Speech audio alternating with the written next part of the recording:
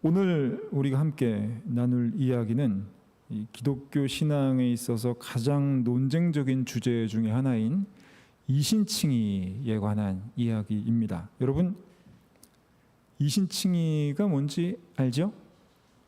요즘 청소년들 문해력이 굉장히 떨어진다고 하는데 여기 계신 분들은 그런 세대는 아닌 것 같고, 혹시 이신칭의가 무슨 말인지 잘 모른다 하는 분은 마음으로만 손을 드시고요.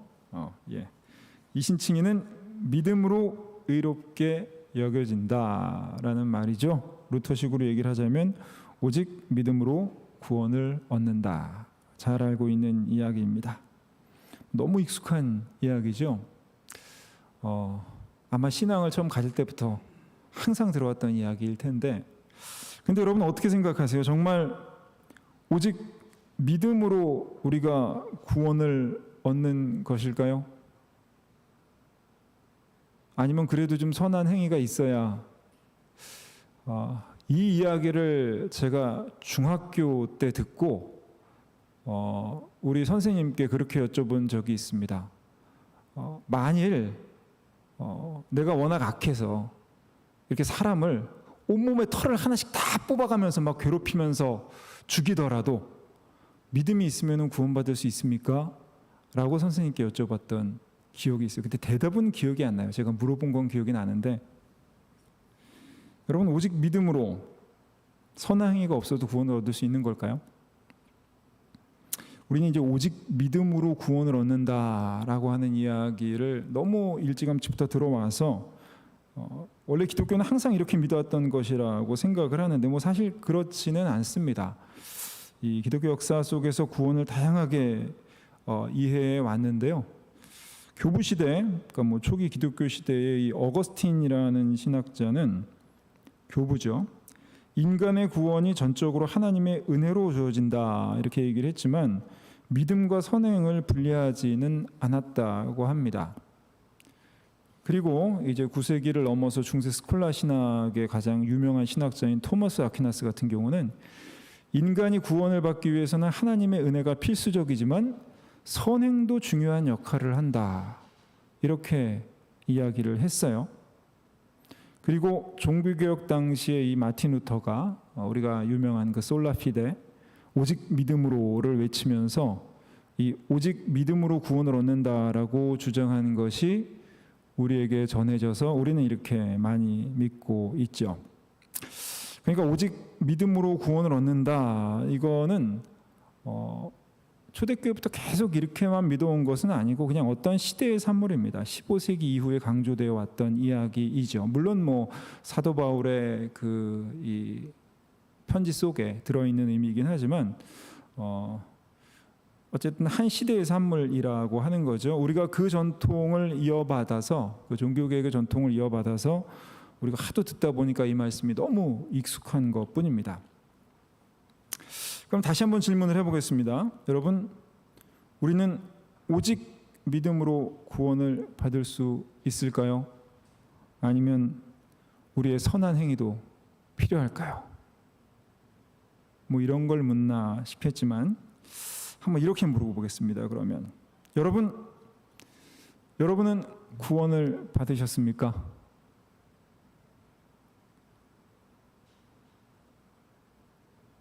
이렇게 다시 한번 물어볼게요. 여러분이 구원을 받았다는 것을 확신할 수 있는 근거가 있나요? 2007년에 개봉한 이창동 감독의 영화 밀양이라는 영화를 혹시 본 사람 있나 모르겠는데, 전도연이 주연으로 나와서 이 영화로 칸에서 여우주연상을 탔죠.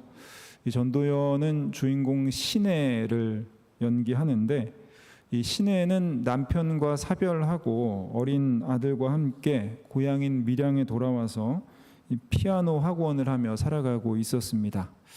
그런데 사람들이 이 신혜가 서울에서 온 돈 많은 과부라고 생각을 했고, 그 돈을 노리고 이제 어떤 사람이 이 신혜의 외아들인 그 아들을 유괴하게 되죠. 결국 범인이 잡히기는 했지만 그 아들은 저수지에서 변사체로 발견되게 됩니다. 이 아들을 잃은 절망감에 괴로워하던 신혜는 약국에 갔다가 약사에게 전도를 받게 되고 정말 지푸라기라도 잡는 심정으로 교회를 다니기 시작했는데요. 근데 예수를 만나고 놀라운 평화를 얻게 됩니다. 여기까지 보면서 이게 무슨 기독교 영화인가 하는 생각을 했어요.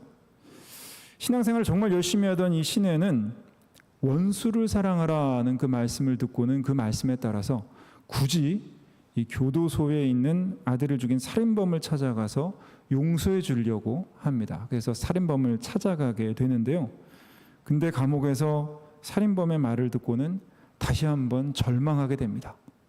살인범이 뭐라고 얘기를 했냐면 자신은 감옥 안에서 이미 주님을 만나서 회개하고 죄 씻음을 받았다. 이렇게 고백을 하는 거예요.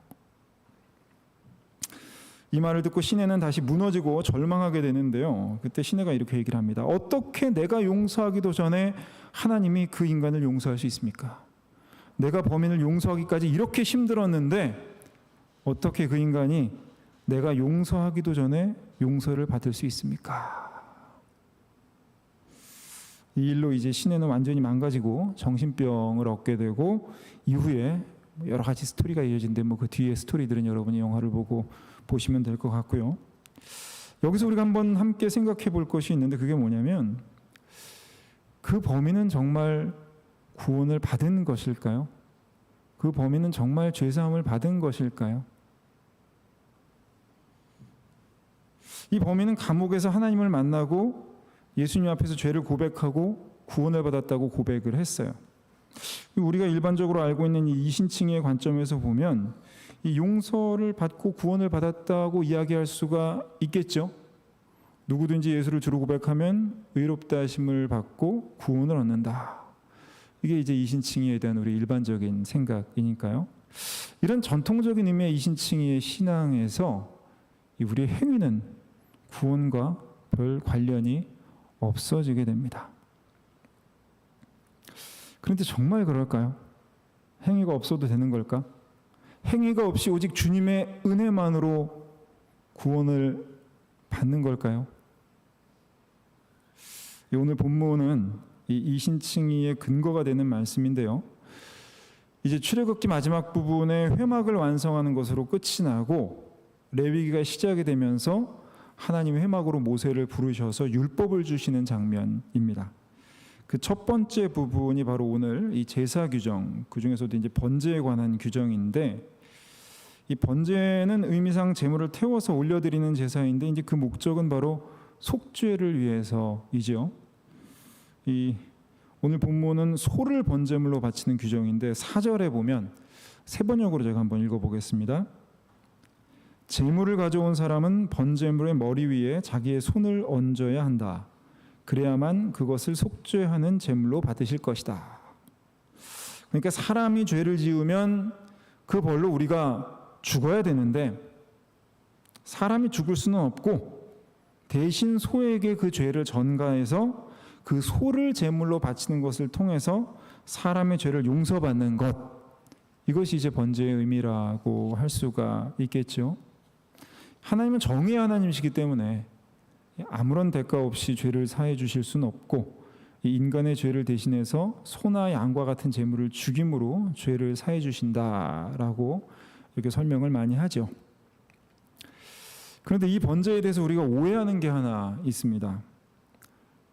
저나 여러분이나 아무도 번제를 직접 드려본 적이 없어서 아마 번제를 드리는 방법을 우리가 잘 모를 텐데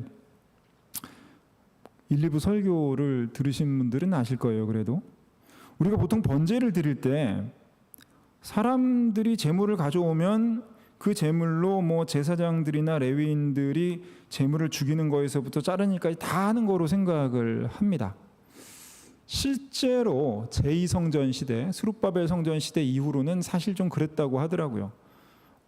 이렇게 그냥 사람들은 그 짐승만 가져오면 레위인들이나 제사장들이 다 알아서 했다. 그런 이유가 이제 뒤에 많이 제사 지도가 좀 이렇게 망가진 다음에 그런 일이 있긴 했지만 우리가 오늘 보는 첫 번째 이 레위기에서 하나님이 주시는 제사의 규정은 그렇지가 않습니다.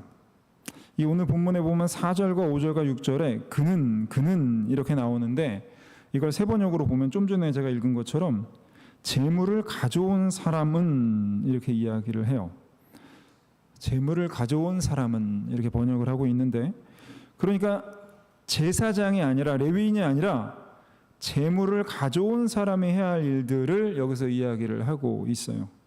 5절에 보면 재물을 가져온 사람이 직접 소를 잡아야 하고요. 제사장은 옆에서 돕기만 합니다. 또 6절에 보면 이 재물을 가져온 사람이 가죽을 벗기고 고기에 각을 뜨는 일을 직접 해야 되는 거예요.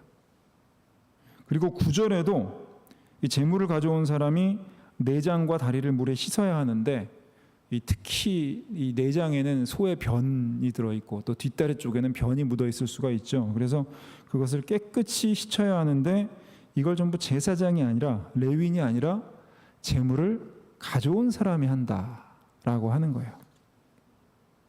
그러니까 우리가 번제를 드리는 데에는 재물뿐만 아니라 재물을 드리는 사람, 재물을 가져온 사람의 노력도 필요하다라고 하는 거죠. 이 하나님이 제정하신 제사법은 그 재물뿐이 아니라 그 재물을 드리는 사람의 행위도 필요하다고 규정하고 있습니다. 그럼 다시 한번 질문 드릴게요. 여러분, 우리가 구원을 받는데 행위가 필요한 걸까요? 우리가 선행을 해야만 구원을 받을 수 있는 걸까요? 혼란스럽게 자꾸 이렇게 질문해서 죄송한데, 다만 우리가 항상 갖고 있는 이 고정관념을 버리고 구원에 대해서 조금 새롭게 진지하게 생각을 해보자는 거예요. 오직 믿음으로 구원을 얻는 것인가? 아니면 우리의 구원을 얻기 위해서 우리의 행함도 필요한 것인가? 다들 예상하고 있겠지만 둘 다 맞는 이야기지요. 예. 여러분, 변증법이라고 아세요? 고등학교 때 배운 것 같은데, 해겔의 변증법, 그죠? 보통 이제 정반합이라고, 정이라고 하는 주장이 있을 때 그것에 반대되는 반이라고 하는 주장이 생기기 마련이고, 그 정과 반을, 이 정과 반이 서로 대화를 하면서 합을 찾아가는 것, 이제 이것을 변증법이라고 하죠. 정확하진 않지만 여기 철학자가 없으니까 이 정도 정리하고 넘어가기로 해요. 역사도 이렇게 변증법적으로 발전하기 마련인데, 오늘 우리가 알고 있는 이 루터의 이신칭의 구원론도 이런 변증법적인 역사 발전의 일부분이라고 하는 겁니다. 이 루터가 이신칭의 구원론을 주장하던 당시에 로마 카톨릭에는 큰 문제가 있었어요. 당시 로마 카톨릭은 타락할 만큼 타락한 그런 상황이었죠. 이 성당을 짓기 위해서 돈이 필요하니까 면죄부를 사면 용서를 받는다고 하면서, 돈을 받고 내가 돈 주고 면죄부를 사면 구원을 얻는다라고 해서 면죄부를 팔았던 거예요. 또 그 이전 이야기이긴 하지만, 이 사람들을 십자군 전쟁에 내보내기 위해서, 야, 네가 십자군 전쟁에 나가면 어떤 죄악이 있어도 구원받고 천국에 갈 수 있다 하면서 사람들을 전쟁에 내보냈죠. 이렇게 교회가 돈을 벌기 위해서, 어떤 목적을 위해서 행위를 통해서 구원을 받을 수 있다, 이런 주장을 펼치던 시기였습니다. 이렇게 타락한 카톨릭에 저항해서 일어났던 운동이 종교개혁이었고, 이 루터는 종교개혁을 일으키면서 이렇게 거짓된 행위구원론에 반대해서 오직 믿음으로 구원을 얻는다, 이렇게 주장하는 것이에요. 행위구원론을 정의라고 하면 이렇게 오직 믿음으로 구원을 얻는다라고 하는 것은 반이라고 하는 거죠.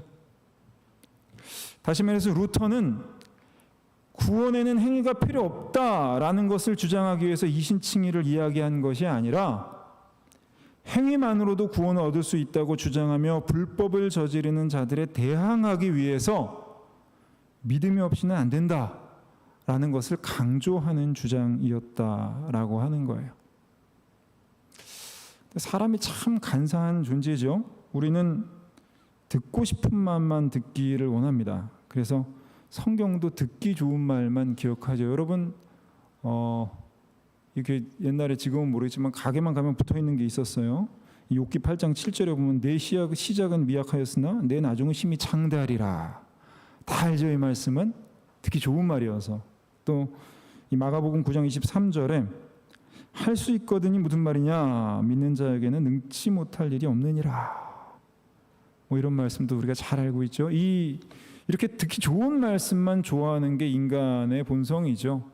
이게 도대체 무슨 맥락에서 한 말씀인지는 큰 관심이 없고 그냥 내 마음대로 생각하고 나에게 유리한 대로 생각하는 게 우리의 습관입니다. 마찬가지로 루터의 이 주장도 오직 믿음으로 구원을 얻는다, 이 말도 역사 속에서 많은 오해를 낳으면서 사람들이 좋아하는 대로 해석을 하게 되죠. 뭐 어차피 우린 죄인이라 아무리 열심히 해도 구원받을 만큼 이렇게 선하게 살 수는 없고 뭐 그냥 믿음만 있으면 구원을 얻을 수 있어, 이렇게 이해를 해버린 거예요. 그러다 보니까 이런 생각도 하죠. 평생 내 마음대로 살다가 죽기 직전에 예수를 믿으면 구원받는 거 아니야? 또 이러면서 아무것도 안 해도 이렇게 믿음만 있으면 구원을 받을 수 있는 게 이게 얼마나 큰 하나님의 은혜야 하면서 스스로 감동하기까지 해요. 이 독일의 신학자 디트리 보네퍼는 나를 따르라라는 책에서 이렇게 행위가 없이도 믿기만 하면 누구나 쉽게 구원을 얻을 수 있다는 믿음을 값싼 은혜다, 이렇게 이야기를 하고 있습니다. 사실 이 루터의 주장은 그렇게 값싼 은혜가 아니었어요. 이 루터는 정말 하나님의 뜻을 따르기 위해서 치열하게 노력을 했고 그 노력 끝에 그 노력의 한계에 부딪혔을 때 그런 한계에도 불구하고 우리를 용서해 주시는 그 하나님의 은혜를 깨달았고 거기서 우리의 행위로는 할 수 없을지라도 우리의 믿음으로 우리를 용서해 주시는 그 하나님의 은혜를 발견하게 된 거죠. 마치 명문대에 가기 위해서 열심히 고등학교 때 공부를 정말 열심히 한 그런 친구가 시험을 앞두고 이제 내가 할 수 있는 일은 없고 하나님께 맡기는 수밖에 없어, 이렇게 이야기를 했는데 이 말을 앞뒤를 다 자르고 대학 입시는 하나님 손에 있으니까 공부는 중요하지 않고 기도가 중요해, 이렇게 생각하는 것과 마찬가지입니다. 그래서 보네퍼는 나를 따르라라는 책에서 값싼 은혜에 대해서 이렇게 이야기를 합니다. 값싼 은혜는 회개 없는 용서의 설교요, 공동체의 징계가 없는 세례요, 죄의 고백이 없는 성찬이요, 개인의 참회가 없는 죄사함이다. 값싼 은혜는 본받음이 없는 은혜, 십자가 없는 은혜, 살아계신 예수 그리스도, 사람이 되신 예수 그리스도 없는 은혜다. 그러니까 이 이야기는 하나님의 은혜에 대한 이 하나님의 은혜에 대해서 우리가 행위로서 응답하지 않으면 그것은 거짓 믿음이고 그렇게 받는 은혜는 값싼 은혜다라고 하는 거죠. 여러분 한번 가만히 생각을 해보세요. 내가 죽을 죄를 졌는데 왜 소를 바치면 용서가 될까요? 내가 죽을 죄를 졌는데 소를 바치면 용서가 돼요. 이미 그게 은혜인 거예요.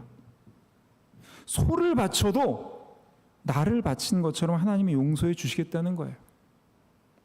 우리가 번제를 드릴 때 소를 잡고 각을 뜨고 내장을 씻는 것은 그 행위로 속죄가 되는 것이 아니라 그렇게 소를 바쳐도 나를 용서해 주신다는 그 말을 믿고 그 은혜를 믿고 하나님의 지시에 응답하고 순종하는 거예요.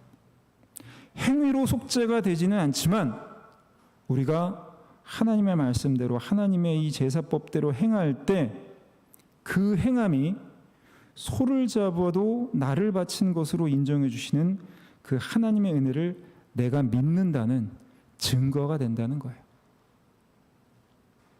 야고보서에서 행함이 없는 믿음은 죽은 믿음이다, 이렇게 말하는 것처럼 하나님의 은혜에 대해서 행함이라는 응답이 있을 때 우리는 구원받을 만한 믿음을 입증할 수 있는 거예요.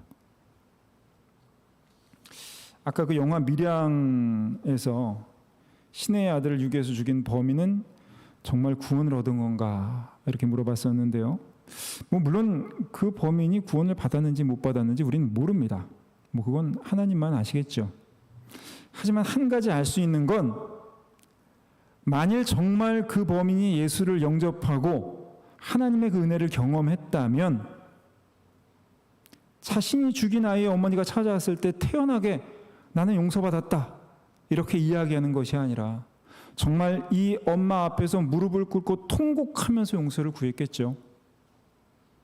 여러분, 그 범인은 하나님의 은혜를 들었는지는 몰라도 그 은혜에 응답하는 행위가 없었던 거예요. 그 응답이 없다면 우리가 믿음이 있다는 것을 어떻게 알 수 있죠? 아까 얘기한 그 나를 따르라라는 보네퍼의 책 한글판에 이 청파교회 김기성 목사님의 추천사가 맨 앞에 있는데, 정말 이 추천사만 읽으면 책을 안 읽어도 되겠다 이게 느껴질 만큼 이렇게 짧은 글로 책의 내용을 잘 요약해 주고 있습니다. 제가 한번 읽어볼게요. 오늘날 교회에서 나를 따르라는 예수의 부름은 나를 믿으라는 요구로 탈바꿈된 채 그 급진성을 상실하고 말았다. 값싼 위로와 평안을 시구하는 이들은 세상의 아픔과 정의롭지 못한 현실에 눈을 감은 채 신앙을 사적으로 소비하는 일에 몰두한다. 여러분, 나를 믿으라는 그 예수님의 말씀은 나를 따르라는 예수님의 부름에 응답할 때 입증할 수 있는 거예요. 나는 믿음으로 구원을 얻었다는 것은 내가 주님을 따르는 응답으로만 그 믿음을 입증할 수 있는 거예요. 나에게 주님을 따르는 삶이 없다면 한번 스스로 의심을 해볼 필요가 있어요. 내가 정말 하나님을 믿는 게 맞나? 이 보네퍼는 값싼 은혜를 거부하면서 다시 이렇게 값비싼 은혜에 대해서 이렇게 이야기를 합니다. 은혜가 값비싼 것은 따르라고 부르기 때문이다. 그것이 은혜인 것은 예수 그리스도를 따르라고 부르기 때문이다. 은혜가 값비싼 것은 사람에게 목숨을 요구하기 때문이다. 그것이 은혜인 것은 사람에게 생명을 선사하기 때문이다. 다시 첫 번째 질문으로 돌아가서 오늘 말씀을 마무리하겠습니다. 여러분은 구원을 받았습니까? 여러분, 내가 믿음으로 구원을 받았다는 것을 입증할 수 있는 확신이 있습니까? 여러분, 한번 스스로 자신의 믿음을 점검해 보기를 바라요. 나는 혹시 나를 믿으라는 말씀에만 귀를 기울이고 있고 나를 따르라는 주님의 부르심은 외면하고 있는 것이 아닌가? 내 삶 속에 정말 나의 믿음을, 구원받을 수 있는 그 나의 믿음을 입증할 수 있는 행함이 있는지, 여러분 자신의 믿음을 확신할 수 있는 그런 삶을 사시기를 바랍니다. 이 시간 우리 다 같이 함께 찬양하겠습니다.